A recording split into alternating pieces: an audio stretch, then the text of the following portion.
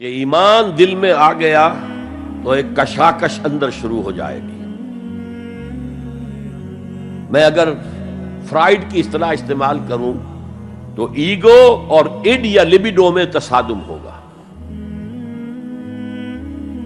آپ کے نفس کی خواہش کچھ اور ہے، ایمان کہتا ہے غلط. کشاکش ہوگی کہ نہیں؟ یہ اندرونی جہاد ہے اپنے نفس کے خلاف. جیسے فرعون نے کہا تھا الیس لی ملک مصر وہذہ الانہار تجری من تحتی، کیا میں بادشاہ نہیں ہوں مصر کا؟ مصر کی حکومت میری نہیں ہے؟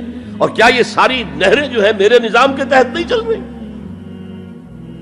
اسی طرح برا نہ مانیے، ہمارا نفس کہتا ہے یہ جسم میرا ہے، میری ملکیت ہے، اٹس مائی ڈومین، میری خواہش پوری کرنی ہوگی.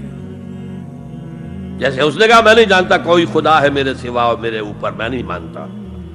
نفس بھی کہتا میں نہیں ماننے کو تیار، کیا حلال ہے کیا حرام ہے، کیا جائز ہے کیا ناجائز، میری خواہش پوری کرو.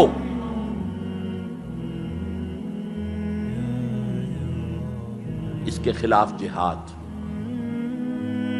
یہ پہلی منزل کا جہاد ہے. اور آپ کو معلوم ہے 3 منزلہ عمارت ہے، تو بلند ترین تو ہے تیسری منزل، اہم ترین ہے پہلی منزل. پہلی منزل بنے گی تو دوسری بنے گی، دوسری ہوگی تو تیسری بنے گی نا. پہلی منزل یہ ہے اور اہم ترین یہ ہے. اسی لیے مولانا روم نے کہا نفس ما ہم کم ترس فرعون نیست، میرا نفس بھی فرعون سے کم نہیں ہے، لیکن ایراعون نیست، اس کے پاس لاؤ لشکر تھا. اس نے زبان سے بھی کہہ دیا تھا انا ربکم الاعلی، میں ہوں خدا. میرا نفس بیچارہ اس کے پاس کوئی لاؤ لشکر نہیں، زبان سے تو یہ کچھ نہیں کہتا، اندر یہی کہتا میں بادشاہ ہوں اس وجود کا، میری مرضی پوری ہے. اسٹرگل اگینسٹ دس بیسر سیلف، ایک سیلف ہے اونچی سیلف، خودی، انا، ایگو، اور ایک ہے یہ بیسر سیلف، ہمانی جبلتیں جو اندھی بہری ہیں، جو حلال اور حرام سے انہیں کوئی غرض نہیں ہے، ان کے خلاف جہاد کرنا. آپ نے فرمایا صلی اللہ علیہ وسلم المجاہد من جاہد نفسہ، اصل مجاہد وہ ہے جو اپنے نفس کے خلاف جہاد کر سکے. تمہارے اندر یہ دشمن تو بیٹھا ہوا ہے، تکڑا ہے، تمہیں کنٹرول کر رہا، چلے آؤ باہر کے دشمنوں سے جہاد کرنے کے لیے. تم نے ٹانگے کو گھوڑے کے آگے باندھ دیا. اور ایک دفعہ حضور سے پوچھا گیا ایو الجہاد افضل یا رسول اللہ، اے اللہ کے رسول سب سے افضل جہاد کون سا ہے؟ فرمایا ان تجاہد نفسک فی طاعت اللہ، اپنے نفس کے خلاف جہاد کرو، اسے اللہ کا مطیع کرو. یہ جو اندر کی کشمکش ہے، کشاکش ہے، یہ جہاد فی سبیل اللہ کا نقطہ آغاز، اللہ کا مطیع بنانا ہے نفس کو. اس کے ساتھ 2 سب لیول اور ہیں. اس نفس کو بھڑکانے والی ایک قوت ہے انویزیبل، اور ویزیبل بھی ہے. انویزیبل قوت سب سے بڑی ابلیس، شیطان لعین، اور اس کے چیلے چاٹے جنات میں سے. اور ویزیبل میں انسانوں میں جو اس کے ایجنٹ ہیں،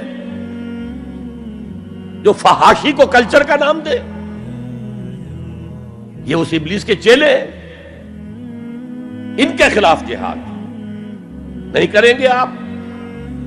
اگر آپ ان کے خلاف ایگریسو ایٹیٹیوڈ اختیار نہیں کریں گے تو آپ ان کے دباؤ میں آ جائیں گے. ان الشیطان لکم عدو فاتخذوہ عدوا، اے لوگو یہ شیطان تمہارا دشمن ہے، اس کو اپنا دشمن سمجھو. وہ تمہیں سبز باغ دکھاتا ہے، بدی کو مزین کر کے دکھاتا ہے، اچھے اچھے نام اس کے رکھ دیتا ہے، اور تمہیں آمادہ کرتا ہے بدی کے ارتکاب پر. نہیں، وہ تمہارا دشمن ہے. افتتخذونہ وذریتہ اولیاء من دونی، تم مجھے چھوڑ کر اسے اور اس کے چیلے چانٹوں کو تم اپنا دوست بناتے ہو. نہیں، شیطان کے خلاف جنگ کرو. اور تیسرا اس پر سب لیول کیا ہے؟ معاشرہ اگر بگڑا ہوا ہے، اس کا عمومی رجحان برائی کی طرف ہے، تو سوشل پریشرز آپ کو ادھر دھکیلتے ہیں. جیسے کہ اگر کوئی موب جا رہا ہے تو اس کے ساتھ چلنا تو بہت آسان ہے، وہ خود ہی آپ کو دھکیلتا ہوا لے جائے گا. اس کے خلاف چلنا بہت مشکل کام. ہو سکتا ہے آپ بڑی زور لگا کے 4 قدم آگے بڑھیں، پھر کوئی ریلا آئے 10 قدم پیچھے لے جائے. تب 2 ہی راستے ہیں، زمانہ باتوں نے سازت تو بعد زمانہ بے ساز. یا تو پیسو معاملہ ہے، زمانہ تمہارے ساتھ سازگاری نہیں کرتا، چھوڑو تم زمانے کے ساتھ سازگاری اختیار کر لو، چلو تم ادھر کو ہوا ہو جدھر کی. ایک یہ ہے کہ نہیں، زمانہ باتوں نے سازت تو بعد زمانہ ستیس. زمانہ اگر تمہارے ساتھ سازگاری نہیں کر رہا تو زمانے سے جنگ کرو، لڑو، ریزسٹ کرو.